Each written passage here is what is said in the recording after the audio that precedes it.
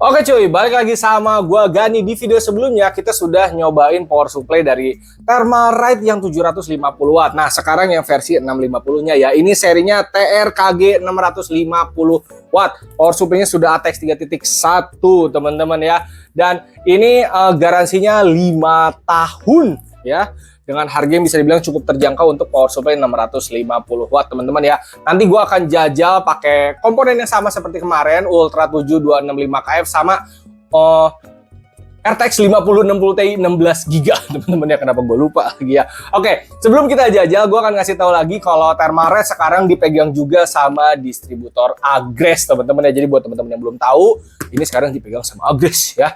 Ya wes, kita nggak usah lama-lama, kita akan buka, kita lihat isinya, kita akan jajal di komponen yang tadi gue sebutin tuh, si Ultra 7 265KF sama RTX 5060 Ti 16 GB. Oke teman-teman, ini dia power supply-nya ya, sudah gua keluarkan. Kalau teman-teman pengen tahu unboxing-nya bisa tonton di video sebelumnya ya. Isiannya ya ada reduce-nya, ada power supply-nya ya. Ini awalnya jujur ya, gua baru setelah gua buka ternyata dia fully modular ya. Gua kira non modular teman-teman ya.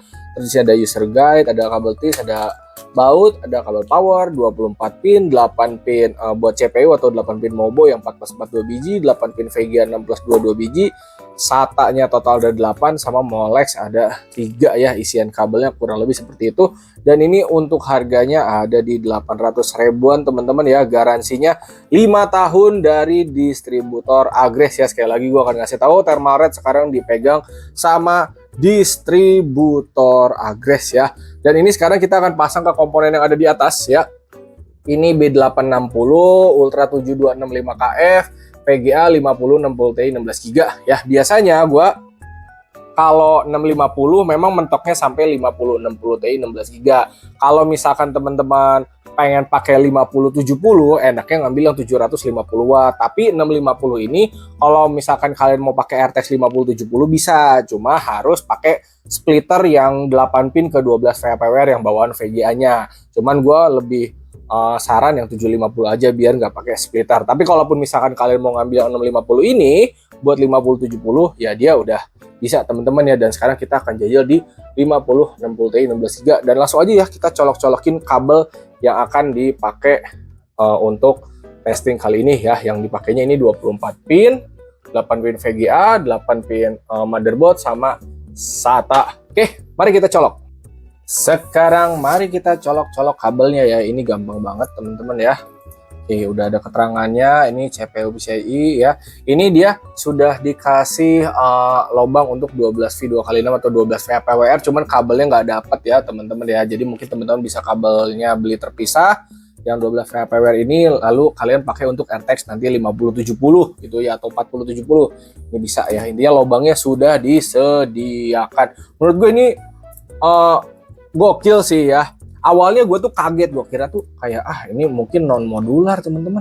Ternyata fully modular. Terus ternyata ada lubang 12 VPWR juga tuh, 12V 2x6 teman-teman ya. Gokil. Ini tadi gue colokin yang 8 pin Mobo. Ini 8 pin VGA. Terus kita colokin yang SATA ya. Jadi nyolokinnya gampang teman-teman ya, tinggal sampai klek-klek-klek doang guys. Terus ini 24 pin ya teman-teman ya. Dia ada 2 kabel begini nih. Jadi nggak mungkin ketukar guys. Nah kalau udah gini kita tinggal nenggak sedikit ya. Dimatiin dulu lampunya guys. Kita colokin deh. Pertama 8 pin CPU atau 8 pin motherboard ya. Oke. Ini gue colokin begini biar kita ngetesnya aja teman-teman ya. Nanti kalau kalian rakit mah pasangnya yang bener guys. Ini contoh aja ya. Yang penting kita fokus ke power supply-nya, dipasang di 5060 Ti 16 GB sama Ultra 7. Dia aman. Tidak guys, kayak gitu ya. Pede aman sih gua. Nah, ini SATA-nya ya. SATA-nya ini gua pakai buat kipas-kipasan teman-teman. Jadi kipasnya di rakitan kali ini masih pakai SATA. Sama ini 24 pin. Oh ya, 24 pin pasti bolong satu teman-teman ya. Jangan pernah kaget. Bang, 24 pin saya bolong satu. Emang kayak gitu guys. Ya power supply kayak gitu. Beberapa ada yang bolong 2 malah. Oke, udah clear, semua udah dicolok. Sekarang kita nyalain PC-nya. Oke guys, ini udah gua colokin ke listrik dan kita akan on ya. Oke. Nah, pada saat gua nyalain si power supply-nya atau nyalain PC-nya ya, di sini udah ada daya sekitar 2 watt, 3 watt teman-teman ya yang sudah ngalir ya. Makanya gue lebih senang pakai on off kayak gini biar kalau PC-nya di shutdown kita off biar dayanya tidak ngalir teman-teman ya. Dan untuk power supply ini memang kabelnya mentoknya sampai segini ya, jadi nggak sampai rapat banget. Dan untuk power supply 650 watt bukan berarti dayanya 650 watt teman-teman ya, ini tergantung dari spek yang kalian pakai. Ini biasanya gue di 300-an watt sampai ya 250 sampai 300-an watt naik turun untuk full load-nya. Idealnya di 80 sampai 100-an watt ya. Oke, kita nyalain PC-nya sekarang. Nah, PC-nya udah nyala. Nah, di sini dayanya kita lihat nih guys. Narik awalnya ya 80-an watt. Tuh. 70-an watt sampai tunggu dia masuk ke layar ya. Oh, teman-teman bisa lihat nih. Jadi nggak narik 650 watt teman-teman ya. Oh, dia narik 100-an watt. Nah, ini udah masuk Windows deh. Paling gede 200-an watt, tapi nanti dia akan turun lagi teman-teman karena ini udah masuk idle di Windows-nya. Ya, jadi power supply itu ini tuh hanya kantong aja. Kantongnya berarti dia mampu sampai 650 watt untuk spek yang kalian pakai gitu, teman-teman. Jadi kalau misalkan kalian pakai spek kayak gini, ya dayanya idealnya 80 sampai kayak tuh 130-an watt naik turun ya. Oke, sebenarnya untuk power supply selama dia udah nyala dan masuk layar ini sebenarnya udah selesai guys. Cuman kalau kalian mau pastiin bolehlah jajal 1 game 2 game ya. Karena power supply kalau emang bermasalah dia bener-bener langsung mati guys, kagak bakal nyala kalau misalkan emang bener-bener bermasalah ya. Dan sini kipasnya juga sudah muter. Oke, ini gue akan jajal 1 game aja teman-teman ya untuk mengetahui dia stabil atau tidaknya. Dan kita lihat nanti maksimalnya ada di berapa watt dan udah masuk idle gini ya tuh.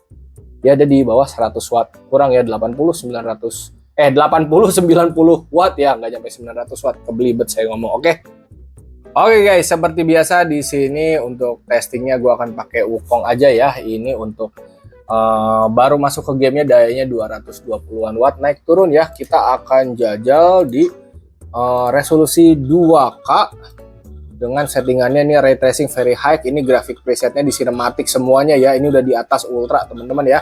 Dan akan langsung kita jajal nanti berapakah dayanya ya. Oke.